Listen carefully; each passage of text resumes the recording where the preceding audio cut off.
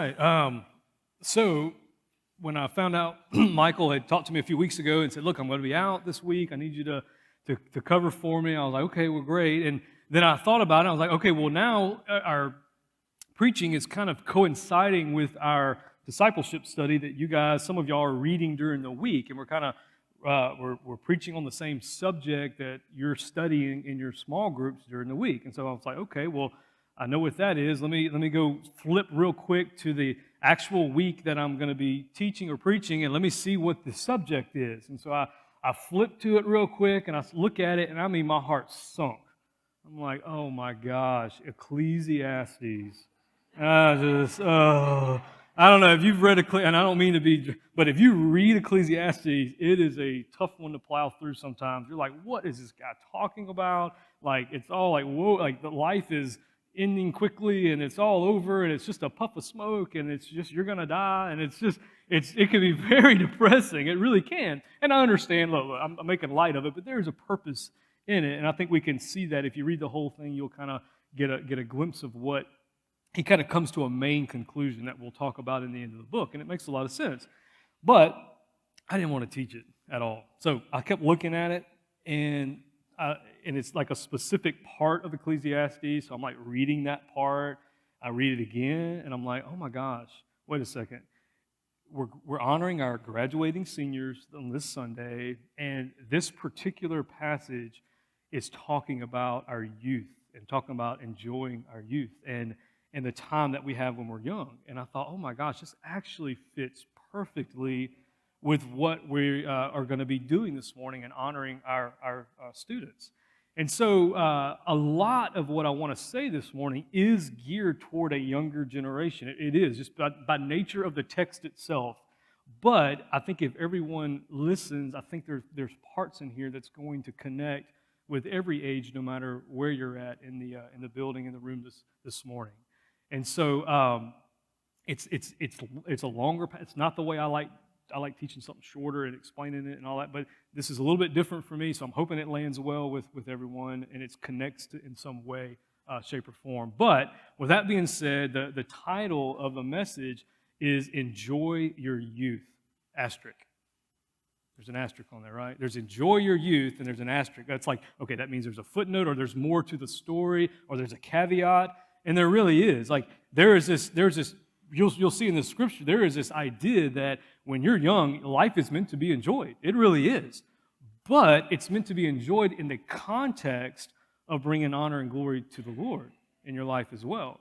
And I think you're going to see that clearly displayed in this passage. Like, enjoy this time that you have, but there's an asterisk. There's a way in which we live our life that brings pleasure to the Lord while it brings enjoyment to us. And so that's what I really want to be able to say to y'all this morning and everybody. So enjoy your youth. And the first thing, I just want to bring this point out. This is like kind of the first kind of point you're going to see. It's this idea that we're all accountable to God for the way we live. We're all accountable to God for the way we live. And you're going to see it in Ecclesiastes, but you're also going to see it in the New Testament all riddled throughout. So who is the central figure or central character in the New Testament? Who's the central figure? Who is it? Jesus, right? Jesus, the central figure in the New Testament. Is it possible that Jesus made some statements about us being accountable? Well, in Matthew 12, 35 through 36, it says this, and I just want to show you this because I think it brings to light everything else. The good person out of his good treasure brings forth good, and the evil person out of his evil treasure brings forth evil. I tell you, on the day of judgment, people will give account for every careless word they speak. People will give account. And so we see it there. Who else is a central figure in the New Testament? Who else is? Who else would you say? Paul, the Apostle Paul, right? Is it possible that Paul made a comment like this? Well, Romans 14, 10 through 12 says this, why do you pass judgment on your brother? Or you, why do you despise your brother? For we will all stand before the judgment seat of God. For it is written, as I live, says the Lord, every knee shall bow to me and every tongue confess to God. So each of us will give an account of himself to God. So you have Jesus, you have Paul reiterating the same thing. So what about a third central figure of the New Testament? Who else? Who else is out there? Who do you think? Who do you think? Who's another main figure in the New Testament? Who? Peter, yeah, okay, right on, Pat. Peter. So 1 Peter 4, is it possible that Peter makes a comment like this? Okay, 1 Peter 4, 3 through 5. It says, "For you have spent enough time in the past doing what pagans do, living in debauchery, lust, drunkenness, orgies, carousing, detestable idolatry. They are surprised that you do not join them in their reckless, wild living, and they heap abuse on you. But they will have to give account to him who is ready to judge the living and the dead." So you see this idea all through the New Testament from the main writers and figures of the New Testament that we will give an account for our life. So anything that we do in our life, we have to do it as in reflection of the fact that we will give an account for the way in which we live, okay? And so that really brings us all the way to this Ecclesiastes passage that I want to read to you, and you're going to see some of the same language there. It's not just some obscure Old Testament passage. It's a truth all throughout Scripture that we all will stand before the judgment seat of Christ, and we will give an account for the way in which we lived our life, okay? So Ecclesiastes 11, 9 through 12, 1, it says this. It says, young people, it's wonderful to be young. Enjoy every minute of it. Do everything you want to do. Take it all in. And if I could retranslate this, just liberty right here, okay? High school graduates, it's wonderful to be young.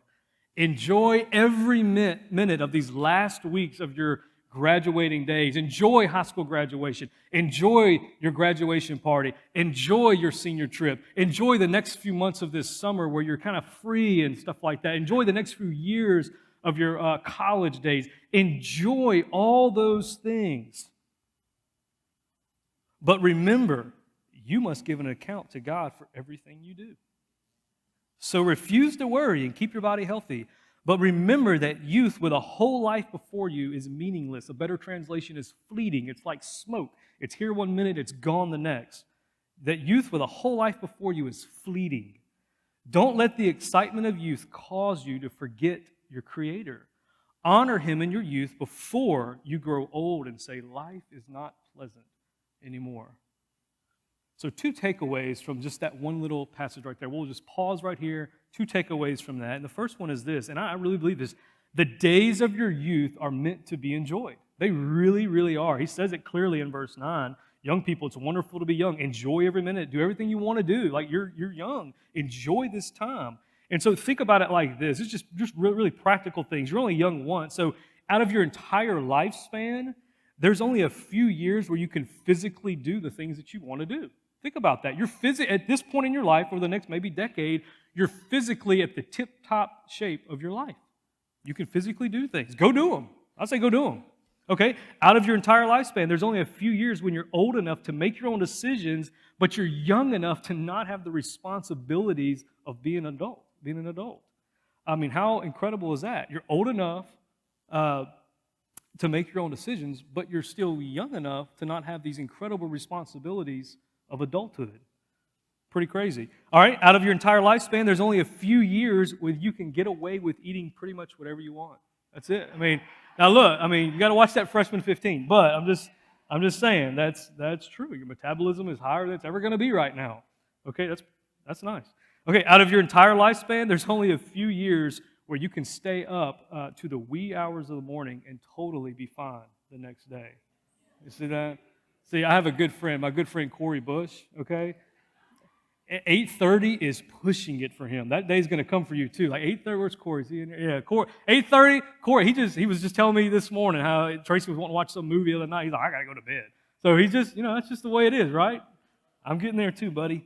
So these are the only, this time capsule you're in right now is so unique for the rest of your life. And I know you may not realize that, but it is really a unique period in life that you have. And so while at the same time the days of your youth are really meant to be enjoyed, the second takeaway from this passage is that the days of your youth are meant to honor the Lord. Okay, you see that in verse 12. Don't let the excitement of your youth cause you to forget your Creator. Honor Him in your youth before you grow old and say life is not pleasant anymore. And it's almost like saying, if you don't honor him now, like when you get old, you're going to say life's not pleasant anymore. It's what you do now that steers the course of the rest of your life, so that when you get old, life will be pleasant because of the decisions you made at this point in your life. It really determines a lot. We'll talk about more of that in just a minute. And so it's this idea that all the enjoyment of your youth should cause you to be thankful for the God who gave it to you. It should cause you to be thankful. All the enjoyment out of your youth should cause you to remember your Creator, not forget Him. People go off to college and they forget their foundation, but it should cause you to remember. All the enjoyment of your youth should cause you to bring honor and glory to God, and all the enjoyment of your youth should be done with an understanding that you are accountable to your Creator. So what I would say is enjoy the freedom that you have, but at the same time, use that freedom for God's glory. You have a unique time in life right now that you're free, but also that you can do incredible things for God's kingdom at this point in your life as well because of that very freedom. And so here's my advice, and some of your parents may not like all that. I don't know. I'm going to say it like I think, okay? And I did pretty much all of these, maybe except one, okay, when I was your age. This is just my advice. If I was to go back again and be 18, 19, 20, this is what I would suggest.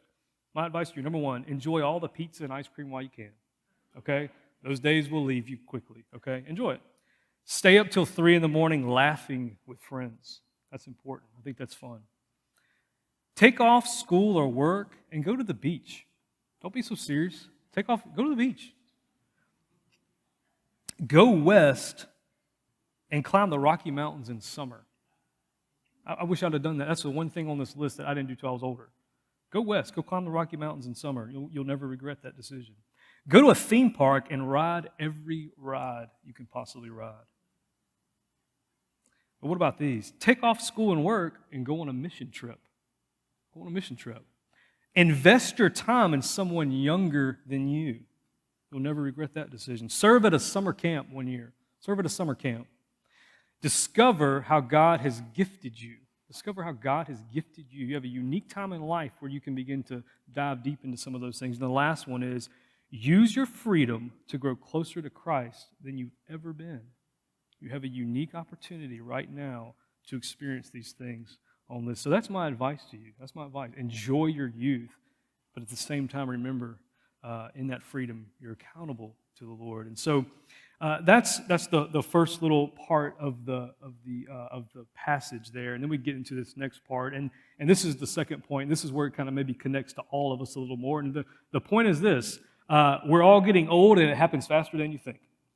We're all getting old, and it happens faster than you think. And so if I could say it like this is just the way I think the 4 phases of getting old.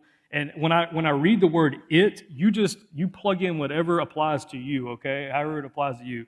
Okay, so this is the 4 phases of growing up, getting old. Okay, here's the first one. Your mind says you can do it, and you can physically do it. That's where you're at right now. Your mind. I watched Caleb and some of those guys on the ski trip last year for the first time snowboard, and he's been snowboarding for a while. But some of the other guys learning how to snowboard and all. I mean. They put their mind to it, and physically they did it. By the end of the week, we're all like, oh my gosh, how do you learn incredible? So their mind says they can do it. They can physically do it. Second phase, your mind says you can do it, and you can physically do it, but you get hurt doing it. Okay, that's where I'm at, 100%. I had literally this year, I've had a new injury for the first 5 months of the year. I've had 5 injuries this year. In the first 5 months, like I'm throwing football with my son, something I've done like literally thousands upon thousands of times in my lifetime. And the football catches my finger wrong, tears a tendon on top of my finger last month. So I got to wear this for 2 months. Like, it's just like, where did that come from? It just barely even hit me and it tears a tendon? I'm like, what on earth is going on? So what do? You keep plugging along. But your mind says you can do it. You can physically do it, but you get hurt doing it. Anybody else in that? Anybody else right there? Scotty? Anybody else? Yeah, there you go. Yeah, you guys know what I'm talking about. So here's the third one. Your mind says you can do it, but you can't physically do it anymore. Who's there? There's Pat. All right, I got some right there. Right there, okay. Yeah, it's like in your mind, you might be 60. You think you're still 35 or something. I can get out there and run that court like I used to, and hamstrings start blowing up and everything else. And You just can't do it. You just can't. So that's coming too. And then the last one is this. You can't do it, and in your mind, you know you can't do it. You're just, that's it. Anybody there? Anybody there? Yes, we've got some honest people. You just, all right, I know it. I'm done. Like, I can't do that anymore. So that's like that's just the way I see things, the 4 phases of getting older. And it's like, oh, gosh, I'm hoping I can at least hang on to this one where I don't get hurt too bad. But anyway, but hey, if my philosophy is this, if you're not moving around, you don't get hurt. So I'm like, I got to stay, you got to stay moving. So, all right, so here's the deal. And then this next passage, this is kind of like the depressing part of the book. We're just going to read through like what the author of Ecclesiastes is saying, and it's about getting old, okay? And it can be a little depressing. But here's the deal. If you have a word-for-word translation like the ESV or the NASB or the New King James, it's really hard to understand what the author of Ecclesiastes is talking about. It doesn't quite make sense. You really have to like read in between the lines. I want to read it to you just briefly like that, and then we're going to read it in a different translation that actually explains the allegory much better, okay? So this is in the ESV, and I just want you to kind of get a glimpse of this. So remember also your Creator in the days of your youth, before the evil days come and the years draw near, of which you will say, I have no pleasure in them. Before the sun and the light and the moon and the stars are darkened and the clouds return after the rain. In the day when the keepers of the house tremble and the strong men are bent and the grinders cease because they are few, and those who look through the windows are dimmed and the doors on the street are shut, when the sound of the grinding is low and one rises up at the sound of a bird, and all the daughters of song are brought low. They are afraid also of what is high, and terrors are in the way. What? Like, what is, keepers of the house, strong men, grinders? I mean, what are we talking about here? So instead of me like having to explain all this, I'm going to read it to you in a thought-for-thought translation, the New Living Translation, which actually brings out the allegory much clearer, where I can just simply read and you'll understand what the author of this passage is talking about, okay? And so let's just read this together, and you'll get the picture. He's talking about, hey, remember God before you start getting old. So verse 12:1, don't let the excitement of your youth cause you to forget your Creator. Honor Him in your youth before you grow old and say, life is not pleasant anymore. Remember Him before the light of the sun, moon, and stars is dim in your old eyes and the rain clouds continually darken your sky. It's about losing your eyesight. Remember Him, remember Him before your legs, the guards of your house start to tremble, and before your shoulders, the strong men stoop. Remember Him before your teeth, your few remaining servants stop grinding, and before your eyes, the women looking through the windows see dimly. You get the picture? It's like your legs are getting weak, your shoulders are drooping, your teeth are going bad, your eyes are getting bad. I told you, it's not a pretty picture. Remember Him before the door to life's opportunities is closed and the sound of work fades. Now you rise at the first chirping of the birds, but then all their sounds will grow faint.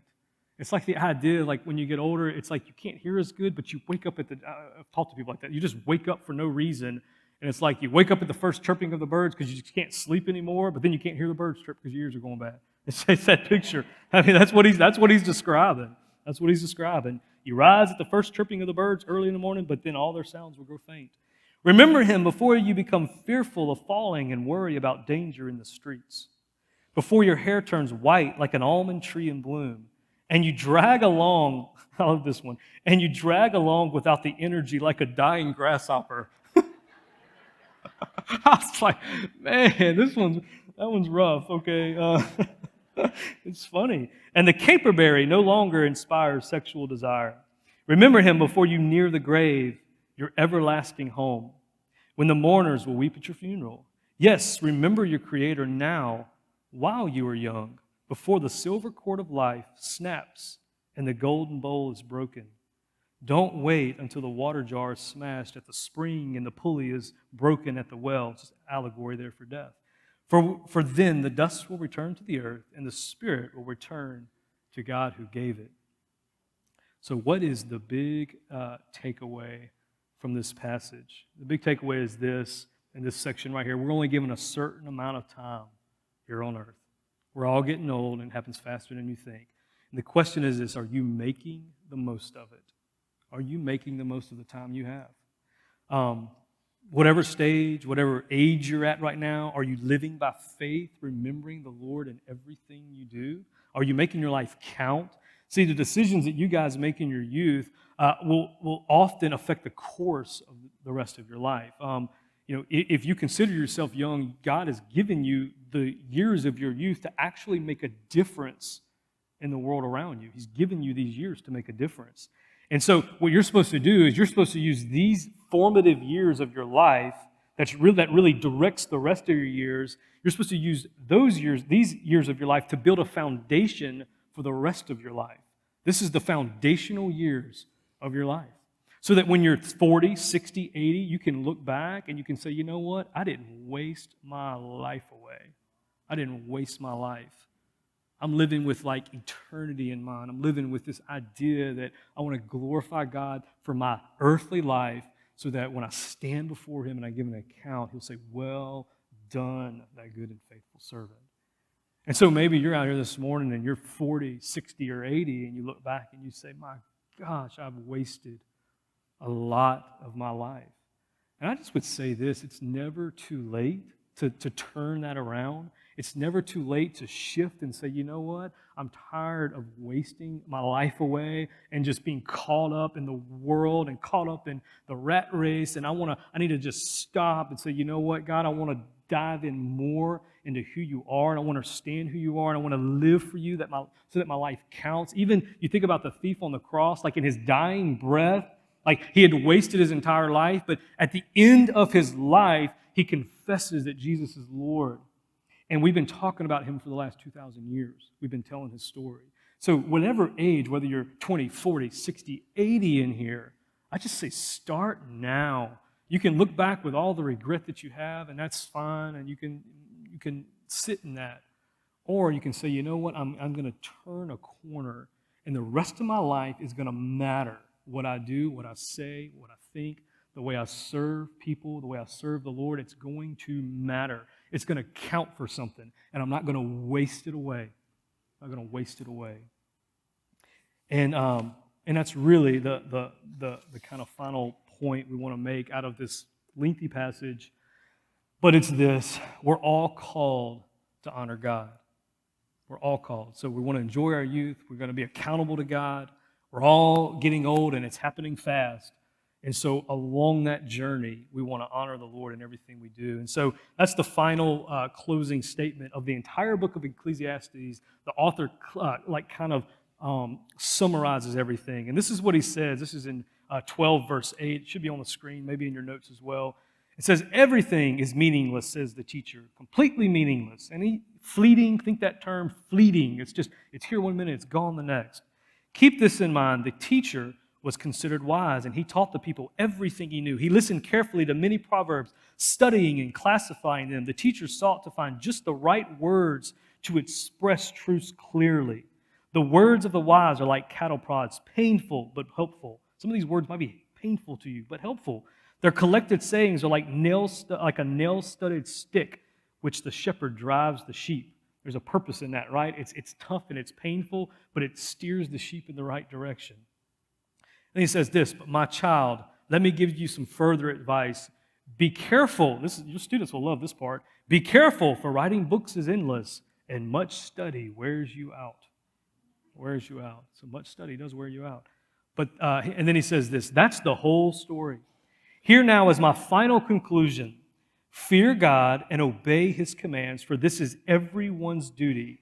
God will judge us for everything we do, including every secret thing, whether good or bad. And so you have a teacher. If you read this whole book, he's called the teacher in the book.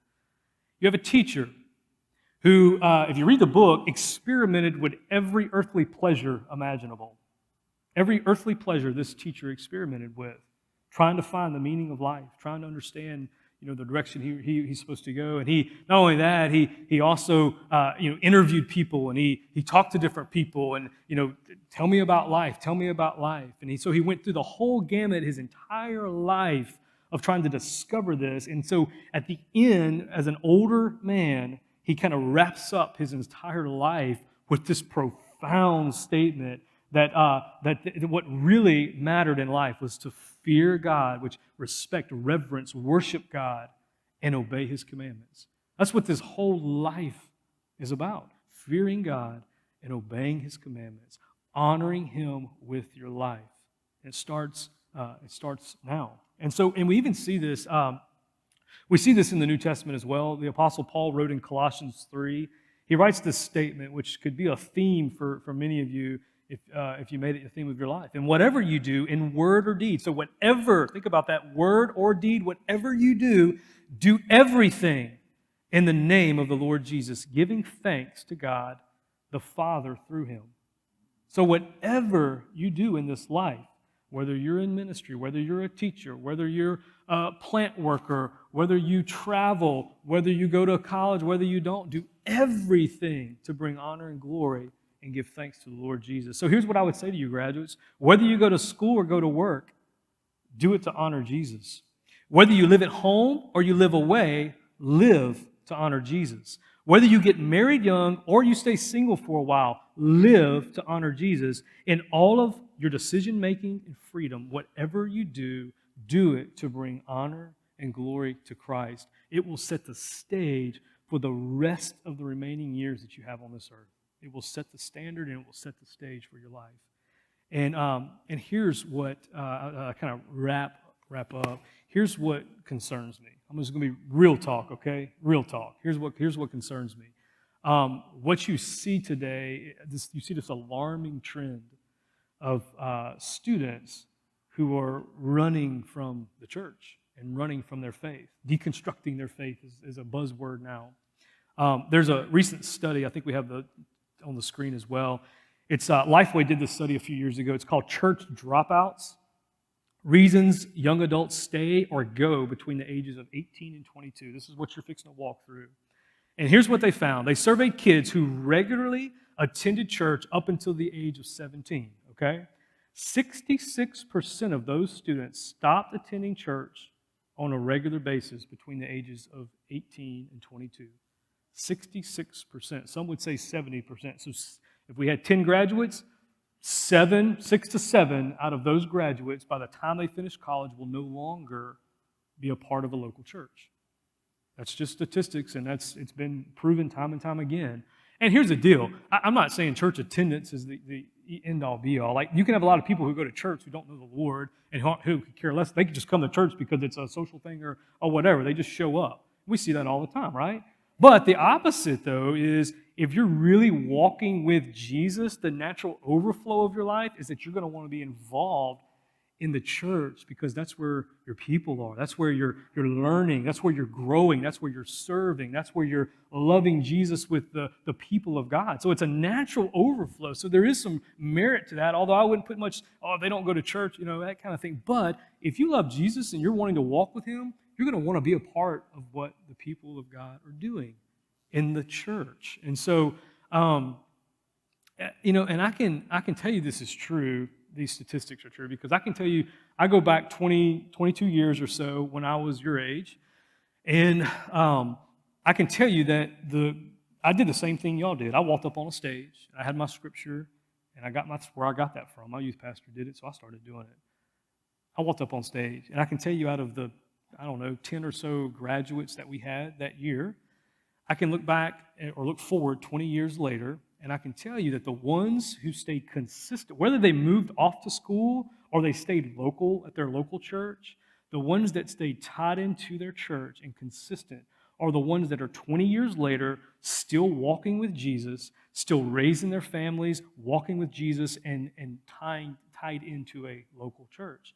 The ones that we saw that went off or stayed and they just drifted away and they begin to kind of move out of that, they're the ones today that, I would wonder if they ever knew the Lord to begin with. Probably not. I mean, they're just out there in the world living their life.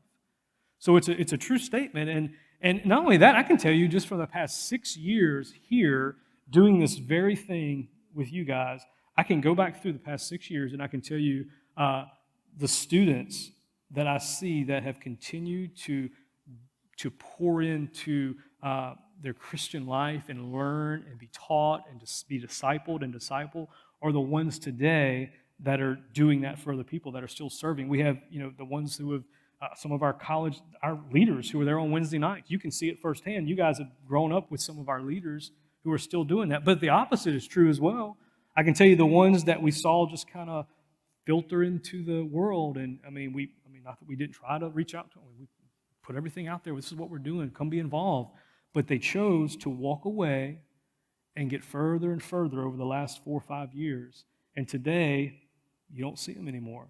They're living in the world. That's just the reality. I know maybe that's harsh for you to hear. That's reality. It's reality. And I'm just kind of at the point where I'm like, I'm not going to sugarcoat it. I'm just going to tell you like it is. Okay? I'm not getting any younger either, so I'm not going to sugarcoat it. So that's true. That's true. So you'll have a decision to make. You really will.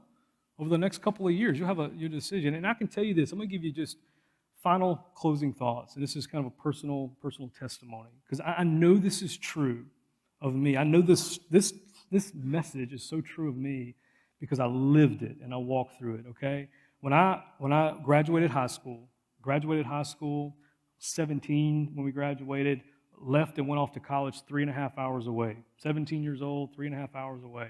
That seems crazy nowadays, but that's just the way it was. First semester of college, I knew the Lord, but it was the first time for me that I had tasted any kind of like freedom, complete freedom, where you could just kind of like go out and do whatever you wanted to do. You could choose to go to class, or you could choose not to go to class. You could stay up late and not study, or you could study, or you could do whatever you wanted to. It was like the first time. I had no parent, we had no cell phone, no parents tracking you or anything like that. Just do it, just whatever you want to do. And so for me, at that point, I just felt like I just began to slip away a little bit. I wasn't connected to my home church anymore, 3.5 hours away. And it just over the course of that first semester of college, as the months went on, slowly but surely, my life just began to slip away. And I just began to make poor decisions, harmful decisions for me that weren't healthy in my walk with the Lord or for anything. I just began to trend in that direction over and over and over. And it was like I could see it, and I was under conviction, but it was like, the world was pulling so hard. And so I came to this like real crossroad in my life. And a crossroad you may face one day, maybe you already have. It's just this crossroad. It's like, what is going to determine the rest of my life? Am I going to choose to walk this way and walk away from everything I've learned and go live for the world, and maybe one day I figure things out? A lot of times people just don't. They just don't. Or am I going to make a decision that Jesus is worth it, and I'm going to walk my life and live for Him? And so I can remember clearly me in my dorm room one day, I think it was in the middle of the day, just kneeling down beside my bed and just pouring my heart out to the Lord and just repenting, saying, Lord, this is not me. This is not who you created me to be. I don't want to waste my life away on frivolous, worldly things. I want my life to count for something, for somebody, for you. I want it to count. And so that was like this massive transition in my life. It's like everything changed from that. It was almost like being born again. It was like everything shifted for me. I didn't worry about the future anymore. I just began to trust the Lord. And through the course of events, I finished up the second semester, realized at that point I wanted to be involved in the ministry at my local church. And so I ended up moving back home and started interning and getting involved in ministry. And I can tell you this, okay? Like I like doing adventure stuff and having fun. I can just tell you, I didn't miss a thing by making that decision. But I didn't miss a thing. My college years still, to me, were some of the best years of my life.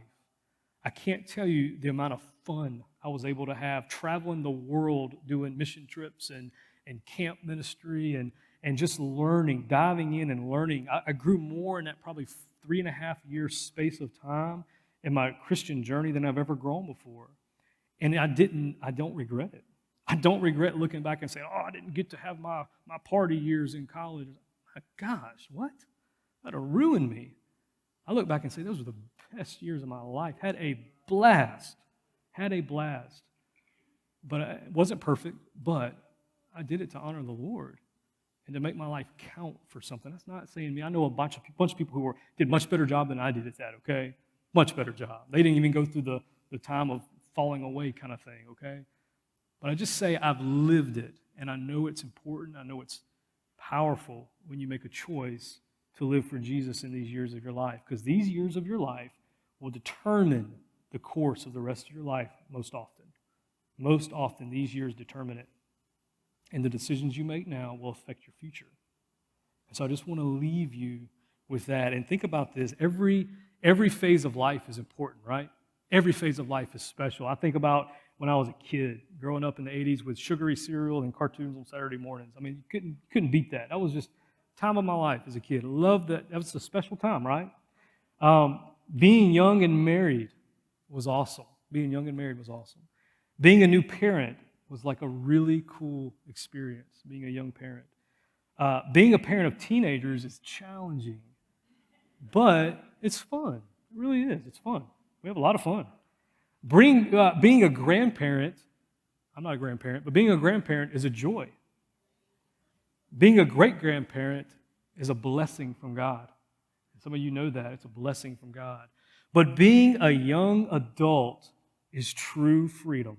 It really is. That's the way I would describe it. It's freedom.